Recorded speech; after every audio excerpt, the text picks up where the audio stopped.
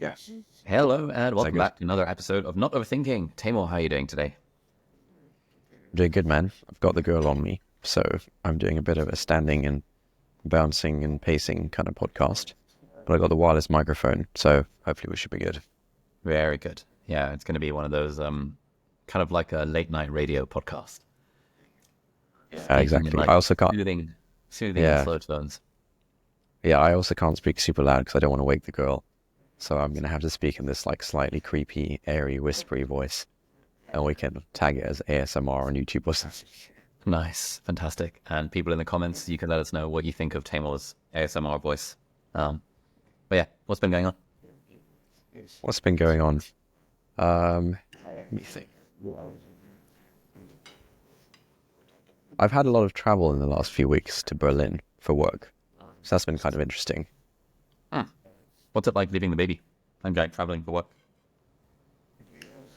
Yeah, I mean, I've done like a day trip and then some 2 night type trips and then some like 3, 4 night type trips.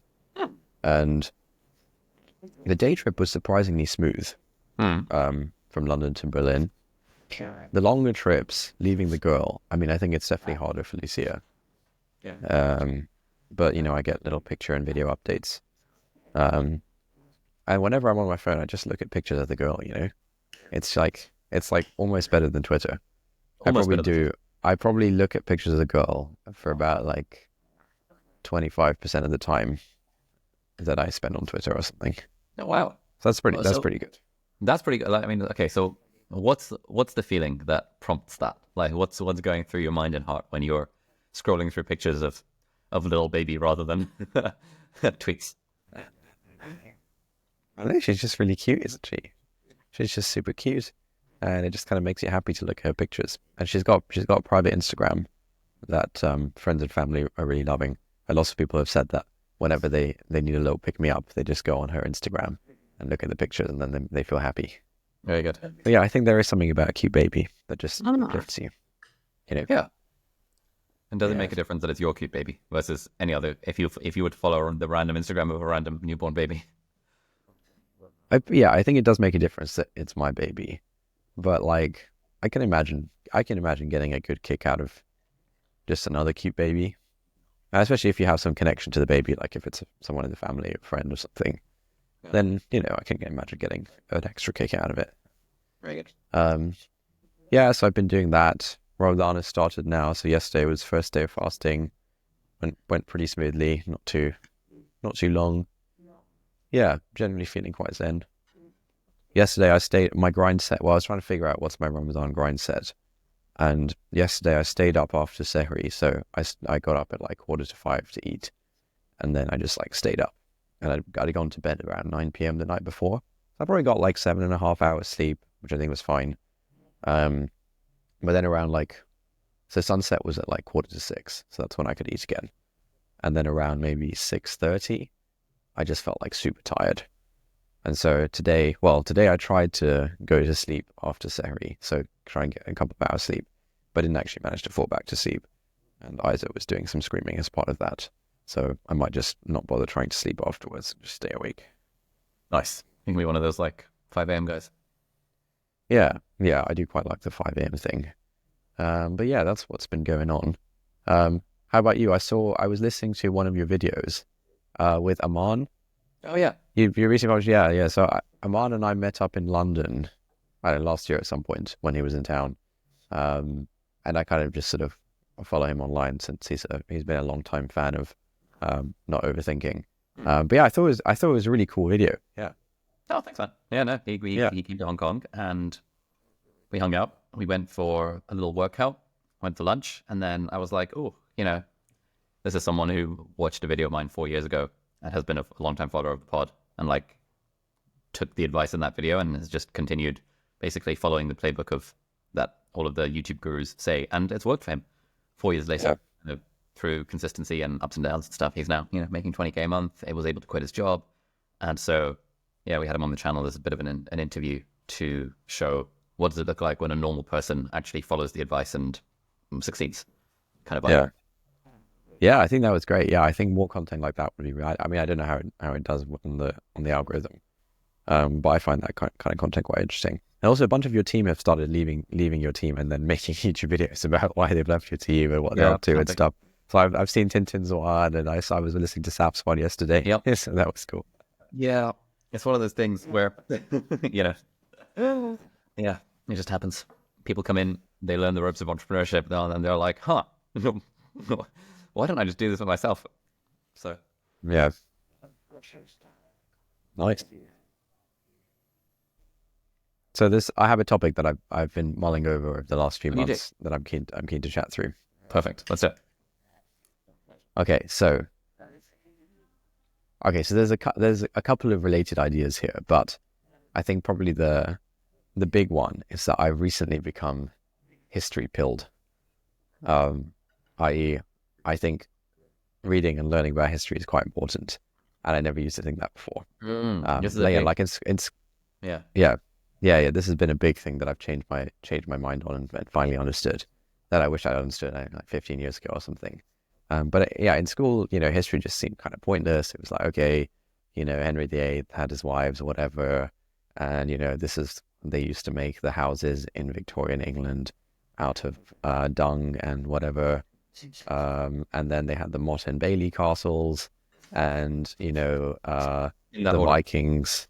Yeah, the Vikings had a boat that looked like this, and this was history. This is history at school, right? It was like, it's like, okay, you know, And a did you do priori, history I'm at not that GCSE? interested in that stuff. No, I didn't do it at GCSE. I dropped history as soon as I could, just because I found it Oh, so dead. I feel like it Did it became a get lot more more interesting? interesting. It became a lot more interesting at GCSE level. For international listeners, this is sort of when you're like 15, 16. Because it was more like modern history, like World War One, World War Two, the Cold War, stuff that is like, Mm. in living memory Yeah, and yeah, like has directly shaped the world yeah, that we are now in, which is feels way more relevant than how many wives Henry the Eighth had or whatever the thing was. yeah, yeah. I think I would have enjoyed the modern history stuff more. Yeah, I think if they'd almost have worked backwards, that would have been more interesting. But yeah, I just found history completely pointless. And then I'd be completely baffled as to why like people would study history at university. It's like, well, I kind of had this sense, okay, some people are just like interested in history. Like some people are just like really into the Roman Empire. Some people are just like really into like World War One weapons, like people just have random interests. And if you're one of those guys who's like really into one of these, eras of history or whatever, because it's like cool and epic and whatever, then yeah, fine, you study history at uni. But like, this is not something that the rest of us need to be worried about. And so this is something that I've come to change my mind on over maybe like the last year or two, but like more consciously aware of it in the last few months. Hmm. And then um I also read this article. So one of the nice things about my Berlin trips is that I can catch up on my Instapaper reads Oh when yeah, I'm like at the airport and on the wait, plane you're and still stuff. using So I get so Instapaper? much. You aren't using Readwise Reader? Yeah, I mean, what's the situation with Readerwise Reader? I remember it was in beta a while Dude, ago. Readwise Reader is amazing. It's so much better than Instapaper. Well, I'm Really? assuming I haven't used Instapaper in years because Reader is just better. Oh, damn. Wait, so what does it do for me? It's basically like Instapaper, but integrated with Readwise. Oh, okay, fair. Because my Instapaper is linked to my Readwise. Hmm. But like, what else does it do? Is it just nicer? It's nice. Well, it's nice. I mean, in fairness, I haven't used Instapaper in years. I'm sure it's also good. Reader is also like an RSS feed aggregator, so you can sign up to different blogs and newsletters and stuff, and it will appear in your like feed, and then you can Yeah. choose to save stuff from your feed to your library, I guess. And it can also read PDFs, and It says good at PDFs. it's pretty good at Because when I PDFs. when I made my PDF reader, Yeah. I I messaged one of the Readwise guys and was like, "Yo, how you guys like looking into this PDF stuff? I've been Mm. working on some AI PDF thing." They said that they have a way of reading PDFs. They're not using AI yet, but it's something that they're like sort of Yeah, I working mean, on. it's basically like a web interface for reading PDFs. So, but it does let you highlight them, which is kind of nice. But anyway, sorry, go on. So you've been Okay, catching yeah, up on paper reads. yeah. So catching up on Instapaper reads, and this guy that I've been following on Twitter for quite a while. His handle is scholars_stage. Let me just double check that. Yeah, scholars_stage. I don't know what he does, to be honest. He seems like I have no idea I don't know what he's up to. But yeah, he basically has, okay, so yeah, one thing that I've been trying to do over the last couple of years is just kind of understand how the world works. Understand. I think one thing is that I've always found the news a bit like impenetrable. I mean, I had a long phase where I thought the news was just completely pointless. But like more recently, when I've started to realize that the news isn't completely pointless, I find it quite impenetrable. Like there'll be something about like, like for example, immigration's a big thing right now. And some people are like, immigration's really good. And some people are like, immigration's really bad or whatever. And I just don't really have a way to make sense of these debates. I don't really have a way to, kind of understand where the discussion is at, sort of thing. And this goes for like all sorts of topics. This goes for like pretty much anything. There's just like so many narratives out there that you hear. There's so many like points of views that different people are expressing. And I think partly why I never bothered engaging with the news for most of my life is that I just didn't really have a way of making sense of it. It just felt like, okay, like I'd have to do a lot of work to kind of understand what's going on. And then, and even then, what's the point? But over the last few years, I've been trying to do that work and trying to sort of figure out how to make sense of some of these things. And my basic conclusion was like, okay, I need to essentially catch up on a humanities education that I never really had, because I never really saw the point of it. And so I've been trying to just sort of self-teach myself a broad sort of humanities type curriculum over the last couple of years. There's a really good lecture series called Great Minds of the Western Intellectual Tradition. It's on Audible, and then there's like some random, most of them are on YouTube as well, but it's on Audible.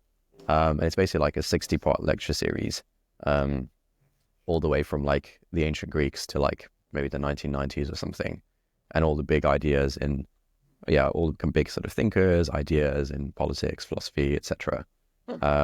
And each lecture is like maybe 40 to 50 minutes or something. So it's kind of like a little podcast about like, in chronological order, all the way from, pre-Socrates to like, the big people from the 1900s and, Fun.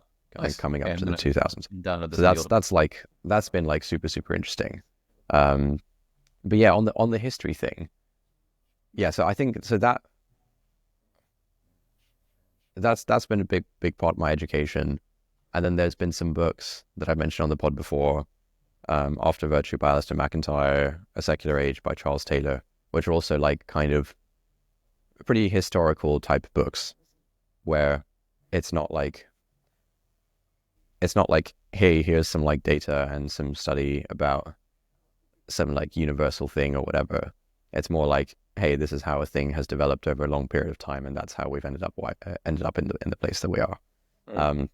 And I think one trap that I think I used to fall into, and that I see loads of people falling into now that I can sort of see it, I'm like, wow, this is like, we need to completely change the way we think about this stuff.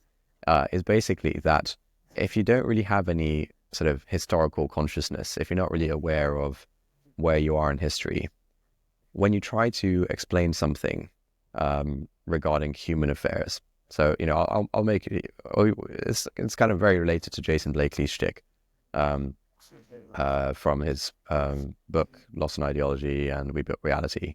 But basically, I think if you have no historical consciousness, if you're not really engaged with history, then the only kinds of explanations that are going to be open to you are explanations that try and be really universal about things. Okay, and Jason Blakely's shtick kind of talks about this a lot, where in the natural sciences we can come up with these universal law-like generalizations that work wherever you are, regardless of place and time, and et cetera, et cetera. You can come up with these laws that seem to just sort of hold in all times and all places, and I think I think unless you have taken the humanities somewhat seriously, that's going to be your model for all explanation, pretty much, you know? And so let me give you an example. So this came up a few months ago. We were just at a friend's house. We were like having dinner or something. And someone was reflecting on like, oh, I went to a wedding recently and caught up with some like old people from university. And man, like a bunch of them like smoke and stuff, It was like I hadn't hung out with people who smoked in ages. But like there was one group of like old friends from university um, who smoke cigarettes, and that was like I hadn't seen that in a while because it's kind of out of fashion now, um, and um, and they went on to say that it's kind of weird that like all of the people in that like smoking group studied humanities at university, and none of my STEM friends who did sciencey subjects and medicine or whatever, like none of them smoke at all, and then we were kind of reflecting on like thinking back to university, like it did seem like among the humanities students there was probably a lot more like smoking, drugs, things like this, and also a lot more outward sort of mental health issues and stuff like that, than there were among the science students, right? And so this was kind of interesting. We all went to university in the UK. This was kind of a shared experience. We were like, yeah, that's that does it. That was my experience as well. Um, and then when you're just sort of discussing these things, then you sort of start trying to figure out, oh, why might that be? And I think the modern ahistorical mind um, immediately tries to find some universal explanation for this. And so then the question then was, what is it about the humanities that either attracts these people or turns people into this? Yeah. And what is it about the science, the natural sciences that attracts or turns people into this other thing, right? So it was kind of this like universal type question being posed, and then explanations will be thrown out, and the actual explanation, from having done some reading around this, is that, well, I think that basically the first question that should be asked in that kind of situation is not, what is inherent to the humanities that causes people to become this way or attracts these people, or what is inherent to this, to the STEM subjects. The question is, okay, we are all talking about UK university life in the early 2010s. The first question should be, what is it about, UK university culture in the 2010s that that kind of might create this kind of thing? And then the basic when it comes to human stuff, the starting point of an explanation, I think, should basically always be very contextual, very historical, and very cultural, and then you kind of work from there, and maybe you can sometimes find some universal type explanation of like, oh well, men are just a certain way and women are just a certain way, right? Like maybe there are some of these kinds of things out there, but I think in discussions on Twitter or on podcasts or whatever, it's always like, oh, here's an observation about how people are behaving. What is the universal law that means that this had to happen, and that this, is just like the way things always are, or something like this? Do you get what I mean? And so, yeah, I mean, well, with regards to the humanities and the sciences thing, yeah, I mean, it seems like UK university culture from the 1900s, from early 1900s to today, is like very specific, where there's this whole like humanities versus science, just the way we conceive of like humanities versus sciences, et cetera. And yeah, it's all very particular to how the culture developed in the UK, particularly driven by, I think, Cambridge, where there was like, for example, there was a certain maths exam at Cambridge that was like really prestigious.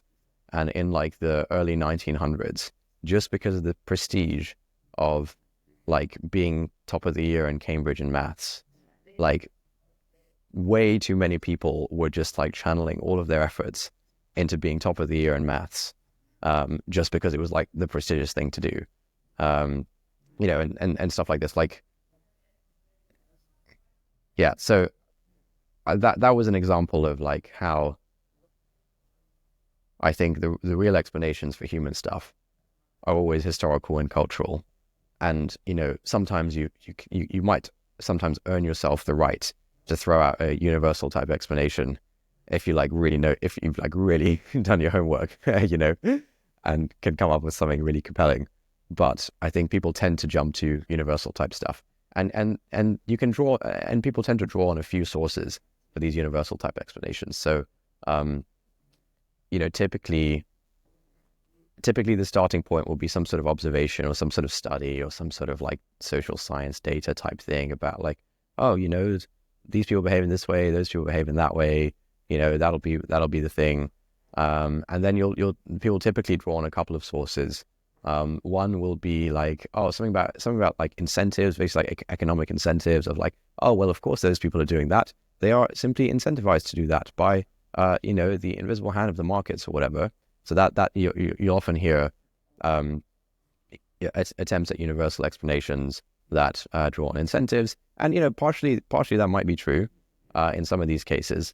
But I think, I think the way people usually talk about that stuff is like way too one-dimensional and way too like, yeah, I think ahistorical and acultural. And then the other thing people draw on is some kind of like evolutionary biology, evolutionary psychology type explanation of like, oh, well, of course, of course, those people behave in that certain way. Of course, men or women behave in that certain way, because back in the caveman days, you had to like do that, man, in order to survive. And those were the people who were breeding more, and there's some evolutionary fitness associated with with this kind of thing. And so I think those tend to be the kinds of the kinds of sources that people draw on to produce their universal explanations for things. And I think they're just almost always wrong. And the much better explanation is much more historical and cultural. Okay, right. So, so what I'm hearing is like if we use this science and humanities thing, most people in that situation would be tempted, or at least your friends would have been tempted to sort of assume that this humanities students are more likely to be smokers than science students thing. They would be liable to assume that is a universal, that like so rather than questioning, hey, I wonder if all humanities students everywhere and at all times have been more likely to be smokers than all science students at all times and at all places. It's sort of like it's almost not even on the radar as part of something you should think about. Yeah. And the mind wants to jump to explanations of like whatever it is that causes this to happen. And what you're saying is that given that this is a matter of human affairs, you kind of have to start with the basic question of like, okay, is this a universal that is true of all people and at all times? Or is it confined to the microcosm of like UK university culture? Yeah, exactly. And I suppose if it turns out that it is indeed a universal that is applicable to all people and all times, at that point you're like, all right, cool, fair enough. Let's now start opining about why that might be. Yeah. But like I think if you want to produce like good explanations for human stuff, I think your starting point should be highly contextual and kind of, work from there. And then when you find out real facts on the ground about, the context, etc., then, maybe in very rare instances, there will be a good case for like, oh, there's just something about studying English literature that like makes you want to smoke a cigarette, like, I mean, obviously that's not true, but like, Well, maybe there are some I can come up with ideas. well, yeah, we can come up with some ideas, right? And I think if I'm thinking back to the discussion, there was something around like, oh, well, the humanities, they kind of like detached from reality. They're kind of these abstract things, and if you're like mulling over, this kind of weird abstract stuff that's kind of detached from reality, that isn't like super, practically significant, then your mind can get to like a weird place, and maybe you need like some, drugs and smoking or something to like, to like get through it or something. But yeah, I mean, To which you would yeah. then So ask, that was is that not true of maths as well? Like, why are math students less likely to be smokers? yeah, exactly. But then we were. I mean, look, the thing is, yeah. I mean, obviously, it's just like people having a discussion at dinner table. So it's like there's not much at stake. It's like fine, whatever. We're just having a fun discussion here. But Cool. like, if someone did care about getting to the bottom of that, um, yeah, I don't think they'd take the approach of whatever the conversation was that happened at the dinner table. Um, So hang on. and So help me understand why this means that we should care about history. yes, okay, so um, let me just um, yeah. So I think if we want to if we want to understand human affairs, if we want to understand why things work the way they work, why certain things are happening in our society, why certain things are happening around the world, why certain people care about certain things, etc. If we want to understand all of this stuff, um, history is basically, I mean, if you want to use the like sort of STEM type of metaphor, history kind of provides the data that lets you test whatever theory you might have or whatever. Um, and for example, oh yeah, there's a good quote. I think I mentioned this on the Jason Blakely pod. I think it was from John Maynard Keynes, The Economist. It was something along the lines of, I'll paraphrase, but he basically said, like, any guy out there who thinks he's like independently minded and outside of the influence of, you know, anyone's ideology or theory or whatever, is really just a sort of unknowingly kind of following the theory of some kind of defunct economist from like 50 years ago or whatever. You basically that we don't just come up with ideas. We kind of absorb ideas from our milieu, the place, the time and place that we're in, and these ideas are produced by other people, and those other people are not producing these ideas in this kind of universal way. These other people are producing these ideas in response to their milieu and in response to the people who had the ideas before them, etc., etc. And so, if for example, modern debate about like, I don't know, probably like something like immigration or whatever, or yeah, just anything in politics, anything sociological. The thing that drives people is some combination of their context and some ideas that are in their head, and their context is produced by sort of the context of their society, that was before them, and the ideas that are in their head are produced by other people before them, all the way back really. And so if you don't really have that kind of historical consciousness, then when you try and search for these explanations, you'll kind of, do you know the streetlight effect? Which way you do? Basically, Lost keys. yeah. So, the sort of the mental model is that someone has lost their keys in the dark outside, and there's a street light on, and they're like looking for their keys under the street light, and someone else is like, bro, why you like, why are you looking for your keys there? like, you know, your keys could be anywhere on the street, kind of thing. And then the guy goes, oh, well, this is where I can see. This is where the light is. So this is where I'm looking, you know?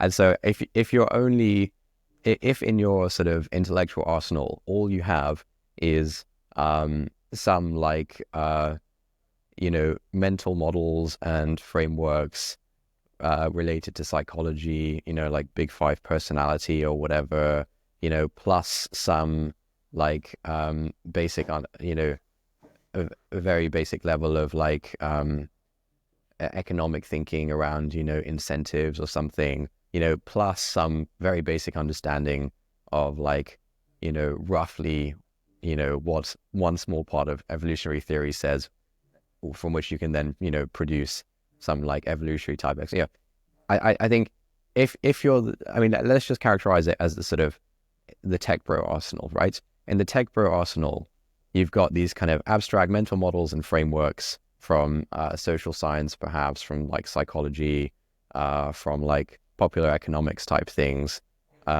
plus some like evolutionary, you know, type arguments thrown in. If that's the only stuff in your arsenal, and you're trying to understand something around human affairs, then you will always be searching for your keys under the streetlight, because you just have no, you know, you have no access to all of the other stuff on the street, and your explanations are going to be, you know, just using those 4 or 5 tools, which are actually not that useful when trying to understand human affairs, rather than being able to access some level of historical and cultural consciousness, where I think the true, you know, the much better explanations lie. Okay.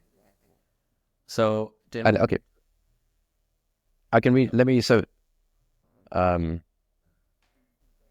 yeah, another tool in the arsenal is something around like correlations of like, you know, some people just like, you know, they're like, I'd say like the sort of tech bro archetype walks around with like, you know, some list of like correlations in their head of like, oh well, you know, this thing correlates with that thing, so you know that's, you know, this is why, you know, oh yeah, you know,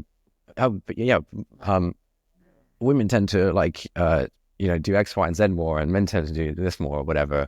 And so that's why this thing is happening or something, or like, you know, like some people just like walk around with a bunch of these correlations and like add that, you know, that's part of their toolbox as well. But again, these correlations are like not at all contextual or historical. Oh, right here. Okay, just stay asleep, baby. Yeah, let me read you. So there's a really good article that I mentioned from this Scholar's Stage guy. So let me read you some highlights from there. Sweetie. Oh, why is it not loading?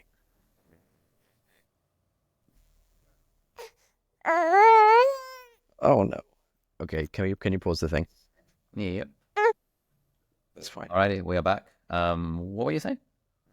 We're back. Yes. So I was about to read out some highlights from this guy's blog post. So the blog post is called "A Study Guide for Human Society, Part 1." And he wrote it a few years ago, but he hasn't published parts 2 and 3, which I was really sad about. And I DM'd him about it on Twitter.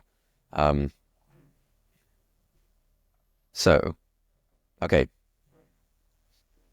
This is the highlights. History is the most important thing you can read. So this is, if you care about understanding, you know, human society, human affairs type stuff, yeah, then that's the context here. He says, history is the most important thing you can read. Why? Only a strong background in history can tell you when writers in other fields are full of crap.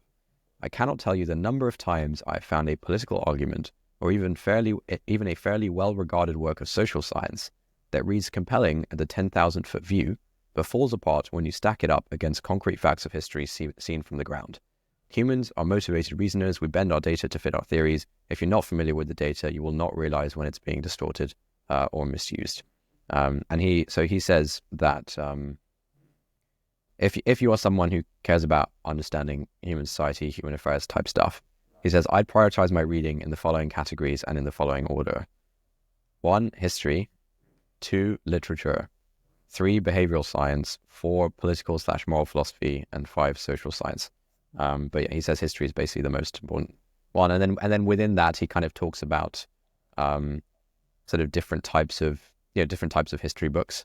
And there are types of history books that are like super specific about like, this is like what happened in this particular town from like 1705 to like 1730 or something. There's like history books like that, and then there's history books that are kind of like these sort of grand narratives that are trying to sort of explain like thousands of years and some idea there. Maybe something like *Sapiens*, something like *Guns, Germs, and Steel*, something like Fukuyama's *Political Order*.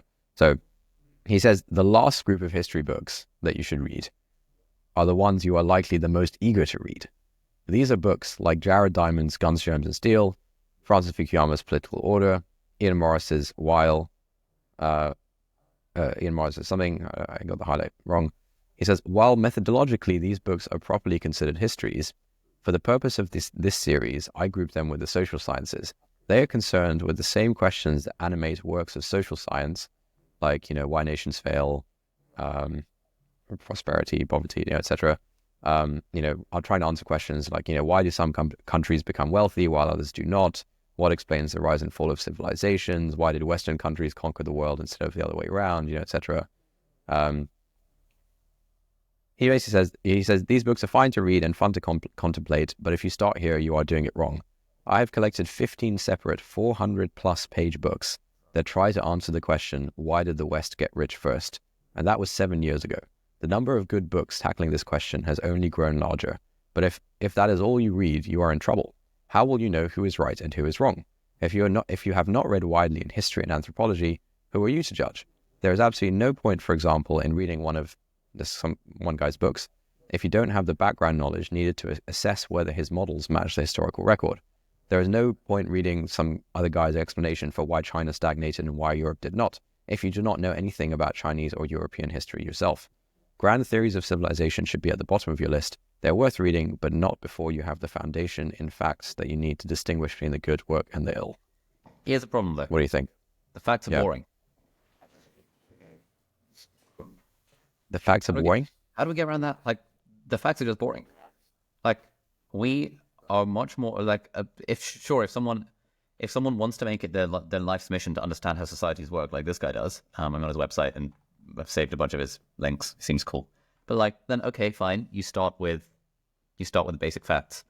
If someone wants to be a doctor, then sure, you start with biochemistry, physiology, pathology, etc., etc. But most people don't want to be doctors, but they would be interested in watching a drama like Grey's Anatomy or reading a book like This Is Gonna Hurt, which is written by a comedian obstetrician who talks about like how insane things are in like the medical world. Yeah. I quite enjoyed Sapiens because it's like, oh, it's a story. It's the first time I've cared about history. It's kind of nice. I started listening to Guns, Germs, and Steel, and the fact that it was telling a story with a narrative through line going through it. If I was basing my whole life, or like if I was really trying to understand the world and I really, really cared about it, then sure, I might go and be like, okay, he's telling me that like fire was discovered in, I don't know, 8,000 BC, but like what does the archaeological record really say about when fire was really, like, how do we know it was discovered in 8,000? What about 80,000? What about in Mesopotamia? What about in ancient Egypt, etc., etc.? I don't care enough about it at that level, but I do care about it at a level where I'm like, I want a nice story that most people agree is like broadly reasonable, I suspect, maybe, I don't know. And yeah. Okay, so here's his response to that. So I'm just reading from his blog post. He says, the problem with history is that it is too big. It is impossible to get a fine-grained picture of every people and era on the planet. There is just too much of it. My recommendation is to pick three very different historical periods that you find fascinating. They can be any three really, but ideally they will be a bit separated from each other in space, time, and culture. For example, you might choose pre-Columbian Mesoamerica, the Abbasid Empire, and revolutionary Russia. Or maybe your interests lie with Republican Rome, the Protestant Reformation, and 20th century India. That all works. It does not really matter what you choose, as long as you have a decent spread, so at least one that is modern, at least one that is ancient, and at least one that is from a non-Western civilization. The important thing is that you have a genuine interest in these societies, strong enough that you could gladly read 4 to 6 books about each of them without getting bored. Because that is what you should do. Read 4 to 6 books. Yeah, can we delay it by 10 minutes? Cool, thanks. Sorry, go on. Yeah. So he says the important thing is that, you know, find some, little, pockets of history or the world that you have a genuine interest in for whatever reason, enough to read 4 to 6 books about each of them, and do that for like three quite different periods. He says your goal here is to build up a fairly granular knowledge of a particular time or event that can be called on to test and assess theories and narratives that will be thrown at you. So if famous scholar X proposes that Y leads to Z, you can think, did Y lead to Z in like these 3 areas that I actually know something about? You will know you have the background knowledge to do this right when you can answer questions like the following for a given area of expertise. Questions like, what are some of the biggest disagreements historians have about this era or this event? What are the main sources historians or archaeologists use to try and understand this? If you had to pick one small incident about the era that seems insignificant at first, but is actually a very revealing example of how the society worked, what would it be? So it's, he says you don't need PhD level answers to these questions, just something more insightful than you would get from the Wikipedia page. And so once you have like some granular knowledge of like a few pockets of history that you find inherently interesting, then you can broaden out to more sort of general stuff, basically. And there are books that cover like the whole history of India, the whole history of Japan, whatever. Okay, And so you can move on to stuff like that. I'm still struggling to understand what. So you said you opened this conversation with the gambit of like, man, I wish someone had told me this 15 years ago. Yeah. What would you tell to 15-year-old Taimur who doesn't give a shit about history to convince him that like he really should care about history?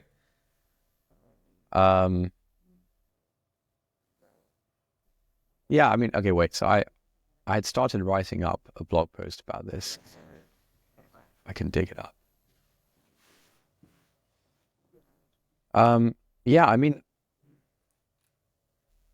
the main thing is that if, 15-year-old Taimur would probably like to understand why the world works. 15-year-old Taimur would like to not be psyoped by other people's narratives of how the world works or why certain things have happened, etc., etc. And we've kind of talked about the streetlight effect, etc., and why human affairs are inherently historical and cultural. They're not primarily driven by universal laws. They are primarily driven by very specific things that happen, right? Okay. And yeah, I think if you care about being able to make sense of the world, if you care about being able to integrate new information about something from the news or something that's happening in your society or something that's happening in the US, whatever. If you care about these things, you need to have some historical consciousness. And if you don't have some historical consciousness, you're going to have a smorgasbord of like random isolated snippets. And these random isolated snippets, it's something like history, something like politics. We've talked about the ideological arena. You're not getting these random isolated snippets from like, someone neutrally and dispassionately trying to like uncover the truth of something. You're getting these random snippets from people who have their own motivations, etc., etc. Their own, yeah. And so your option A, or what we can call the tech bro option, is to have random snippets which are, in large part ideologically driven. And I don't say that in a bad way. I say that in a, it's just inescapable.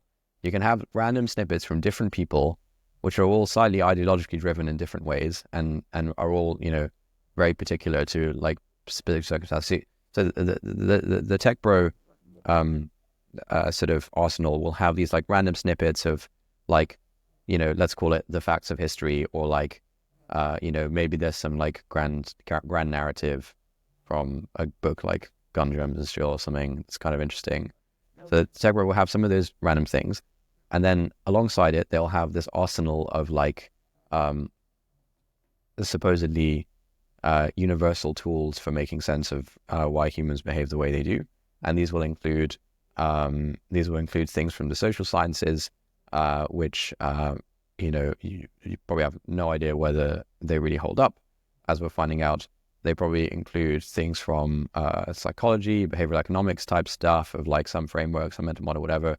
Probably includes some level of like evolutionary type, attempt at explanation, and some level of like, okay, I know X correlates with Y and Y correlates with Z, and so you kind of triangulate what's going on. So option A is to have a bunch of like ideologically motivated facts plus this, toolbox of like frameworks, let's just call it, to try and make sense of the world.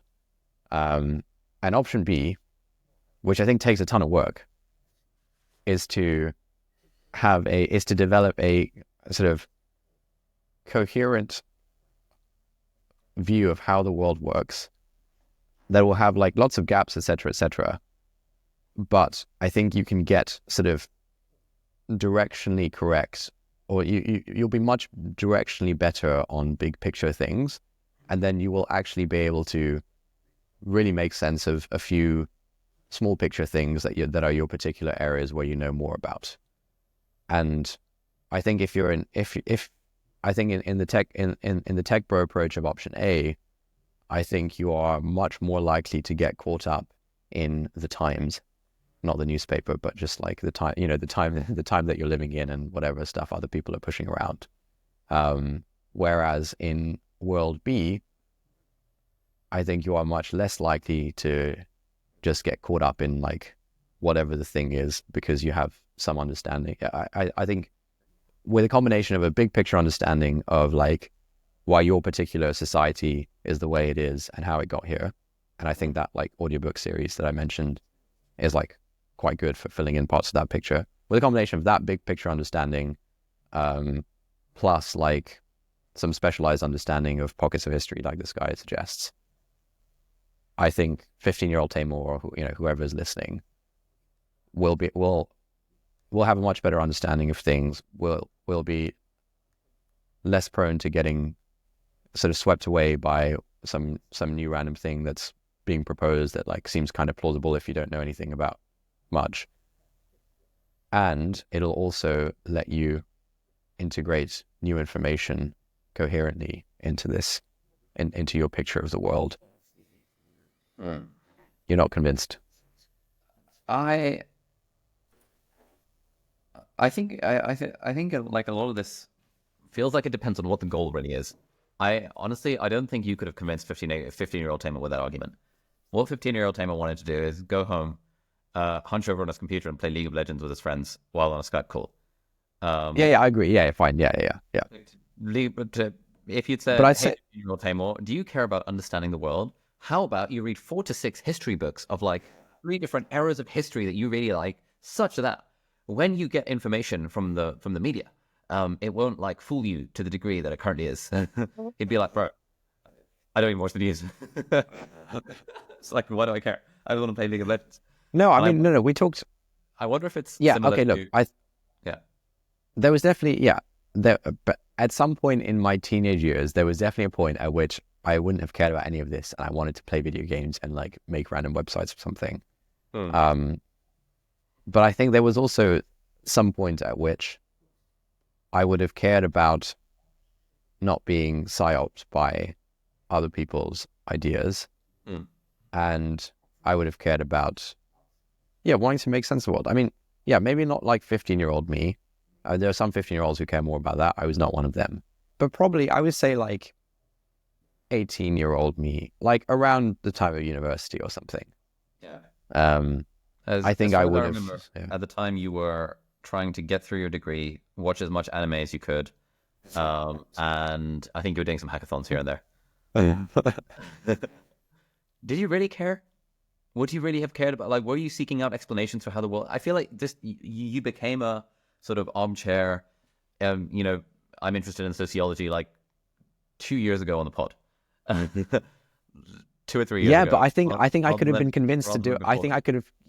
I think I could have been convinced if I understood why this stuff is important. I think I could have been convinced much sooner. Probably not convinced at age 15, but I think probably at age like 18 or 19, rather than like to not watch Naruto 26. I mean, instead read these 4 to 6 history books about. You could do both, dude. You could do both. I mean, I was watching Naruto as a teenager. Like, I don't know how you would have gotten me to like read 4 to 6 history books, but I think you could have gotten me to like, I mean, look, I did care about this stuff, right? Like, I, you know, I used to enjoy watching like a TV show like QI or something because it just has like random Yeah, sure. interesting facts or something like this. Like, you know, I cared about it to some extent, and I'd say, yeah, definitely around at university.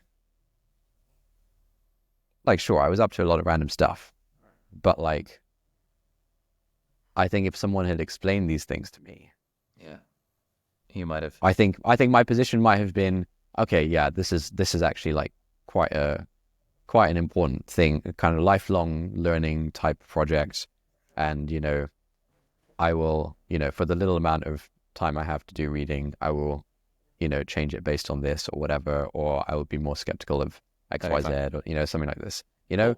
and yeah, Okay, I'll go stop you there because I need to run. great. But I'm sure I look forward to hearing which 3 eras of history you are choosing as part of your study in the next episode of Not Overthinking. Thank you everyone for listening, and we will see you Oh, next time. Bye bye.